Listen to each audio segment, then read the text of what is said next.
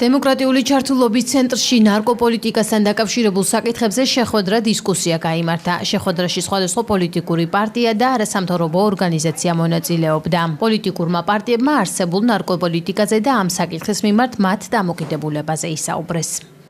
თვლი რომ ის რაც სამწუთას ამ ქვეყანაში ხდება, ეს არ არის ნარკოპოლიტიკა, ეს არის ბიუჯეტში თანხების ამოკაჩვა და ოჯახების განადგურება. ალტერნატიულად კუნალობა უნდა იყოს და სხვადასხვა აპრობირებული მეტეს ცენტრები უნდა იყოს რეაბილიტაციის. ეს თუ საშინაო პოლიტიკაზე ვლაპარაკობთ ქვეყნისა, ეს არის ერთ-ერთი პრიორიტეტი, რომ ჩვენი მომავალი თაობა ვიხსნათ აი საშინელი სენისაგან, ავადმყოფობისაგან და აქ ქვეყანას ჭირდება აუცილებლად მიდგომა, აქ უნდა დაიწყოს განათლების სფეროდან ყველაფერი თუ ეს რაც უდია ეს რასაც შეიძლება და ესა დამღუპელია და უნდა დამთავრდეს იმ კანონებით რაც სახელმწიფო უნდა მიიღოს ამ ადამიანების მიმართ. ერთადერთი მიდგომა რასაც სახელმწიფო თავაზობს ნარკომომხმარებლებს ეს არის დაღჯა და რეპრესიებზე დამყარებული მიდგომა.